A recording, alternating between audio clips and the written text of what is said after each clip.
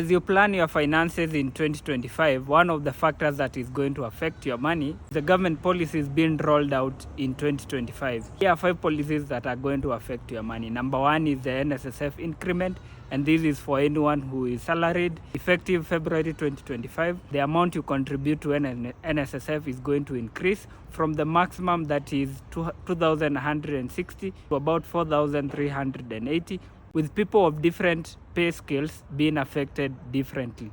So the reason is because under the NSSF Act of 2013, there is an incremental increase in the amount of money will be contributed, and this amount is also matched by employers, so it's also affecting employers. But every year there is going to be an increase in the amount of money Kenyans contribute to NSSF, and this includes 2025 as well as in 2026 the amount will increase further. Number 2 is the CBK's cut on lending rate. So the CBK in late 2024 has been cutting the lending rate, and this is mainly through cutting the amount of interest they are paying on government securities, that is T-bills and bonds. It is expected that the trend will continue, with the CBK hoping to have a single-digit return on T-bills. How this is going to affect your money? Number 1 is if you have a bank loan, that is likely, the interest is likely to go down, so that's beneficial to you because banks are also expected to cut the interest on loans in line with the CBK policy, and there was a delay in 2024 with banks promising to be more responsive in 2025 in terms of reducing interest on loans.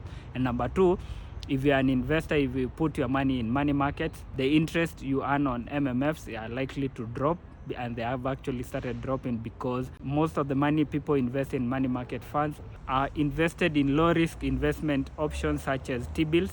So when the interest on T-bills are going down, the interest paid out to MMF investors also drops. Number 3 is that the government is introducing adjustments on how Kenyans get a relief when they are paying for the housing levy.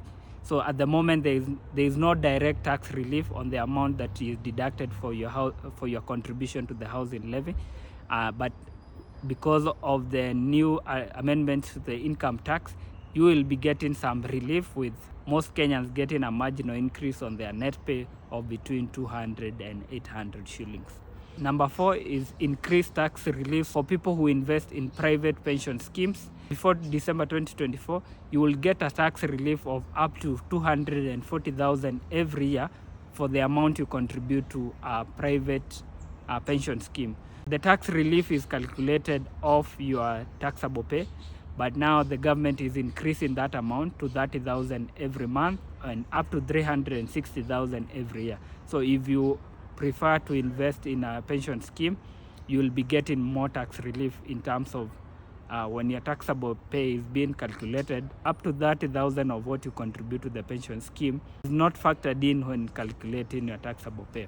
On top of that, the government has also introduced some amendments that are taking effect in 2025 that will see the payouts if you have worked for more than 20 years or if you have retired due to a medical condition. If you have worked for over 20 years and you decide to retire, you will get the pension you contribute to the private schemes without getting a tax deduction. The same also applies to someone who retires due to a medical condition, so they will no longer pay taxes on that payout. And number 5 is KRA's requirement on declaration of emails for anyone entering Kenya carrying their mobile phone. They will be required to declare the email to both KRA and the Communications Authority. However, the policy may be affected by a court case that has been filed at the Constitutional Court challenging the constitutionality of that declaration because of data privacy concern. Money254.co.ke has written more news and analysis on some of the issues that are going to affect your money from the government policy side. Click on the link provided to learn more.